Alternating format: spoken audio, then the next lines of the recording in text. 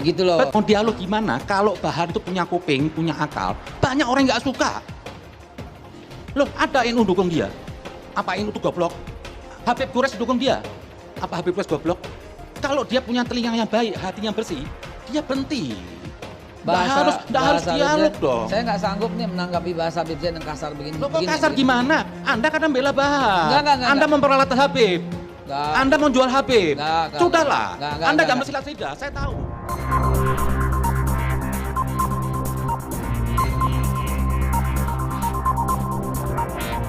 A'udzubillahiminasyaitonirrajim. Bismillahirrahmanirrahim. Assalamualaikum warahmatullahi wabarakatuh. Para pemirsa Hikmah.tv yang dirahmati Allah Subhanahu wa Ta'ala, bertemu kembali dengan saya Busyairi Ali pada acara Hikmah Opini. Allahumma sholli ala Muhammad wa ali Muhammad. Pada Hikmah Opini kali ini saya ingin mengetengahkan sebuah pembahasan tentang pro kontra Habib Kribo. Habib Kribo merupakan bagian yang tak terpisahkan dari anak bangsa Indonesia ini. Beliau muncul di tengah-tengah kegaduhan politik, di tengah-tengah maraknya ujaran kebencian yang dilontarkan oleh pihak-pihak atau kelompok-kelompok tertentu. Entah apa motifnya, yang jelas kita masing-masing memiliki persepsi mungkin yang berbeda tentang motif dibalik banyaknya ujaran kebencian yang di-share ke media sosial. Bahkan demo berjilid-jilid yang dilakukan di dunia nyata dalam rangka untuk mengkritik rezim, untuk mengkritik kelompok-kelompok tertentu. Dan itulah yang terjadi di tengah-tengah perpolitikan, di tengah-tengah kehidupan bangsa Indonesia yang berlangsung cukup lama. Tapi satu persatu dari orang-orang yang telah melemparkan ujaran kebencian tersebut sudah ditangkap oleh dan bahkan sudah diadili di pengadilan dan dihukum sesuai dengan apa yang telah dilakukannya. Habib Kribo muncul, maka muncul pula pro dan kontra tentang Habib Kribo ini. Habib Kribo adalah seseorang zuriat Rasulullah Shallallahu Alaihi Wasallam yang muncul di tengah-tengah kita dengan bahasa yang lugas, dengan bahasa yang sangat dipahami oleh berbagai kalangan.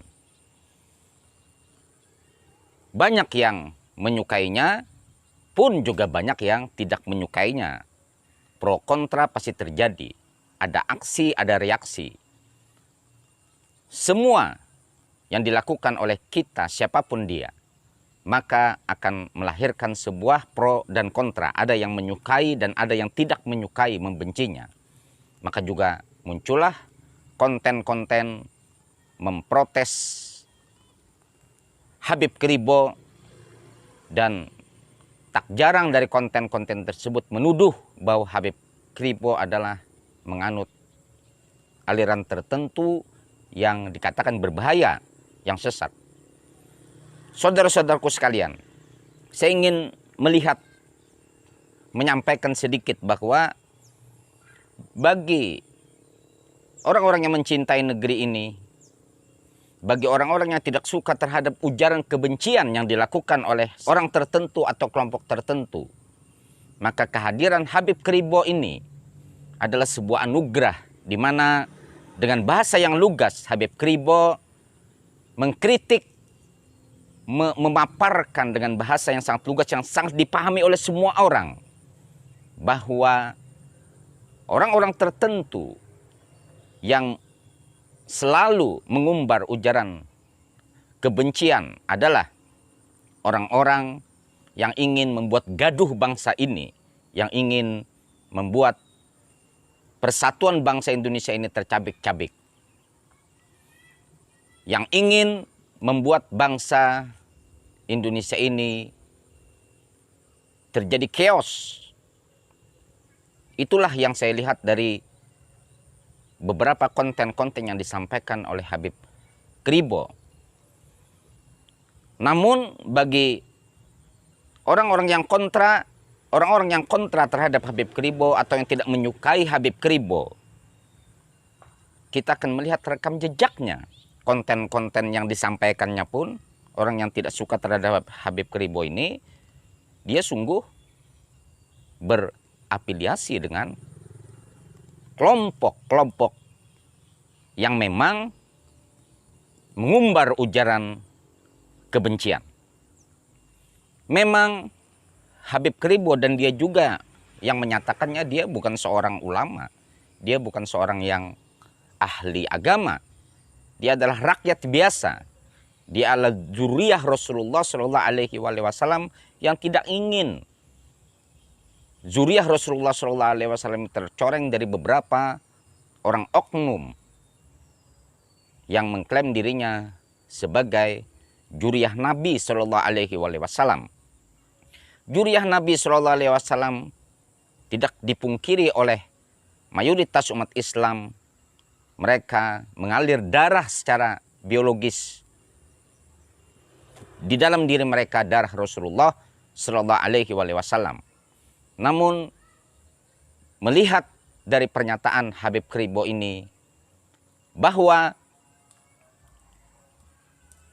kita, siapapun kita, apapun nasab kita, kita jangan membanggakan, membawa-bawa nasab kita.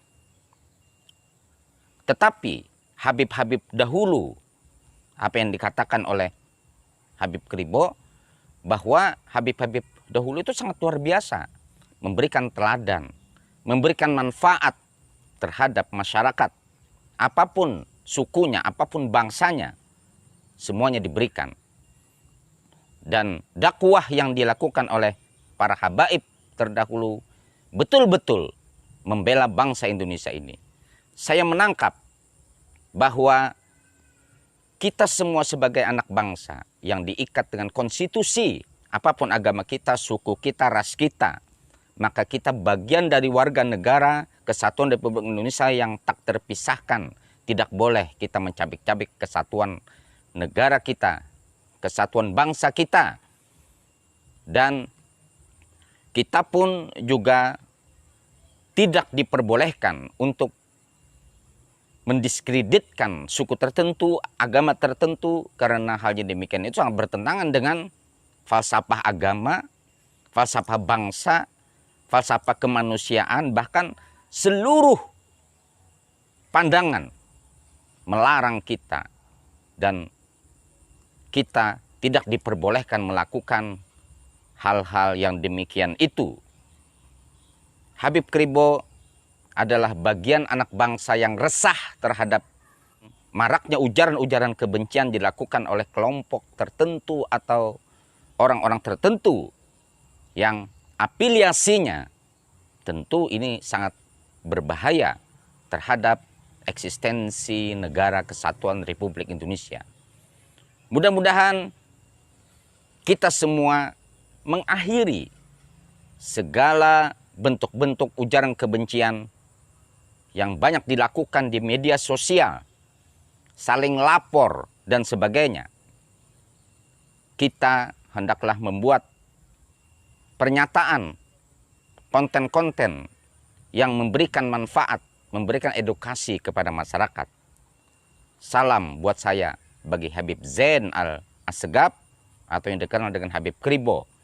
Mudah-mudahan kehadiran beliau dapat membuka cakrawala berpikir bahwa sesungguhnya di antara anak bangsa ini ada seperti Habib Kribo yang lugas berbicara, tetapi saya merasa motivasi beliau hanya semata-mata untuk menghentikan gerakan teror, gerakan radikalisme, dan lain sebagainya. Sampai berjumpa pada Hikmah Opini yang akan datang. Assalamualaikum warahmatullahi wabarakatuh.